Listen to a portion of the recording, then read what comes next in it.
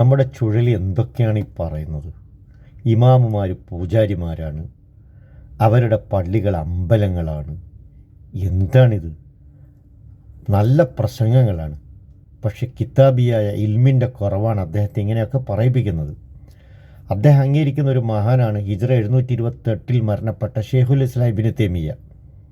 അദ്ദേഹം ആ കാലഘട്ടത്തിൽ ധാരാളം പണ്ഡിതന്മാരുമായി സംവാദം നടത്തിയിട്ടുണ്ട്. ഈ പറഞ്ഞ മരിച്ചവരോട് ഇസ്തിഗാസ ചെയ്യാമെന്ന് വിശ്വസിക്കുന്ന ആളുകളോട്. അതിൽപ്പെട്ട ഒരാളാണ് സദറുദ്ദീൻ ഇബ്നുൽ വക്കീൽ, ഹിജ്റ 716 മരണപ്പെട്ട, ഇബ്നു തൈമിയ്യയുടെ മുമ്പ് മരണപ്പെട്ട. ഷെയ്ഖുൽ ഇസ്ലാം ഇബ്നു തൈമിയ്യ എന്ന് പറയുന്നത് നമ്മുടെ നാട്ടിലെ സമസ്തക്കാർ അംഗീകരിക്കുന്ന ആ കാലഘട്ടത്തിലെ പണ്ഡിതന്മാർ പോലും പുകഴ്ത്തിയ മഹാനാണ് ഇബ്നു തൈമിയ്യ. ധാരാളം പണ്ഡിതന്മാർ അദ്ദേഹത്തെ പുകഴ്ത്തി പറഞ്ഞിട്ടുണ്ട്. ആ ഇബ്നു തൈമിയ്യയുമായി സംവാദം നടത്തിയ ആളാണ് ഹിജ്റ 716 മരണപ്പെട്ട സദറുദ്ദീൻ ഇബ്നുൽ വക്കീൽ.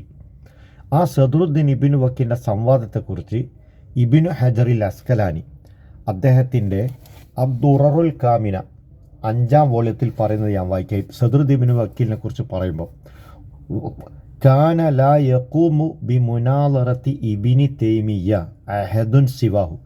ഇബ്നു തൈമിയ്യയോട് സംവാദം നടത്താൻ ഇബ്നുൽ വക്കീൽ, അതായത് സദറുദ്ദീൻ ഇബ്നു വല്ലാത്ത ആരും എഴുന്നേറ്റ് നിൽക്കുകയില്ല, തയ്യാറാവുകയില്ല. അപ്പോൾ മനസ്സിലാക്കാമല്ലോ സദറുദ്ദീൻ ഇബ്നു വക്കീലിൻ്റെ ജ്ഞാനം. അദ്ദേഹത്തിന് ധൈര്യം ഉണ്ടായിരുന്നു. അദ്ദേഹം അല്ലാത്ത ആരും ധൈര്യപ്പെടില്ല ഇബ്നു തൈമിയ്യയായിട്ട് സംവാദം നടത്താൻ.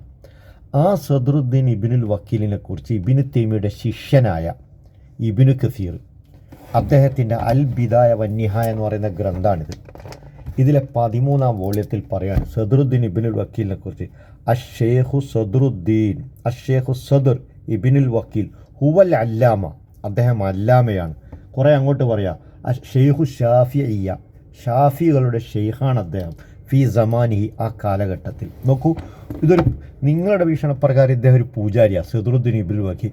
ആ പൂജാരിയെക്കുറിച്ചാണ് അല്ലാമാന്നും ഷെയ്ഖ് എന്നൊക്കെ പറയുന്നത്. എന്താണ് ചുഴലി ഉസ്താദ്? എനിക്ക് കേട്ടോ, ഇനി ഇബ്നു തൈമിയ്യ, ഷെയ്ഖുൽ ഇസ്ലാം ഇബ്നു തൈമിയ്യ, അതായത് അദ്ദേഹവുമായി ധാരാളം പ്രാവശ്യം സംവാദം നടത്തി ഇബ്നു തൈമിയ്യ തന്നെ പറയാണ്, ഇതിൽ പറയാണ് വഖദ് ഖാന, ഇതിലാണ് പറയുന്നത് അൽബിദായ വന്നിഹായിൽ ഇബ്നു കസീർ പറയാണ്, വഖദ് ഖാന ഷെയ്ഖുൽ ഇസ്ലാം ഇബ്നു തൈമിയ്യ യുസ്നി അലൈഹി. ഇബ്നു തൈമിയ്യ അദ്ദേഹത്തെ പുകഴ്ത്തി പറയാറുണ്ടായിരുന്നു. ആരെ? സദറുദ്ദീൻ ഇബ്നുൽ വക്കീലിനെ. വഅല ഉലൂമിഹി വഫളാഇലിഹി, അദ്ദേഹത്തിൻ്റെ വിജ്ഞാനത്തിൻ്റെ കാര്യത്തിലാവട്ടെ ശ്രേഷ്ഠതയുടെ കാര്യത്തിലാവട്ടെ ഇബ്നു തൈമിയ്യ പുകഴ്ത്താറുണ്ടായിരുന്നു.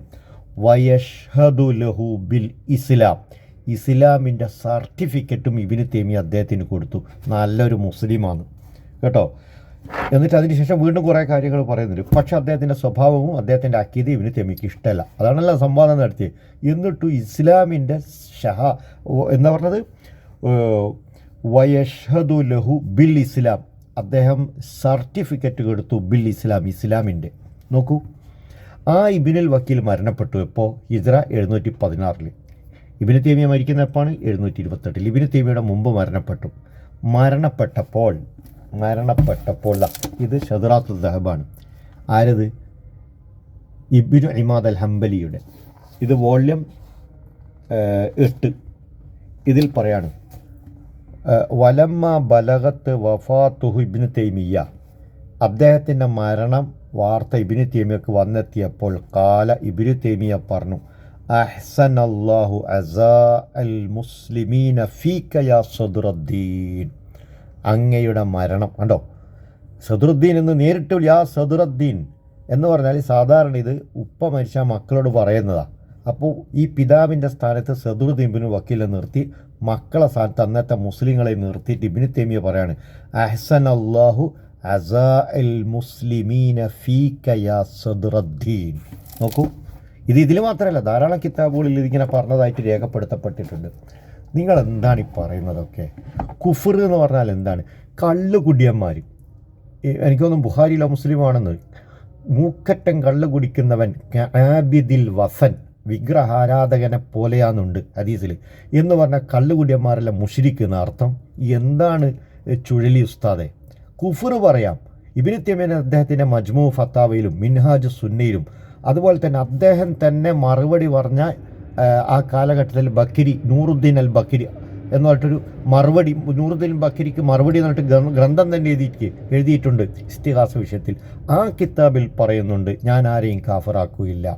കാരണം അത് ഒന്നിക്കൽ വിവരക്കേടായിരിക്കും, അല്ലെങ്കിൽ അവർക്ക് തെളിവ് ബോധ്യപ്പെട്ടിട്ടുണ്ടാവില്ല. അവർ പറയുന്നതാട്ടെ കടുത്ത കുഫറുമാണ്, എന്നാൽ പോലും ഞാൻ കാഫറാക്കുകയില്ല. നിങ്ങൾ എന്താണ് ഈ പറയുന്നത്?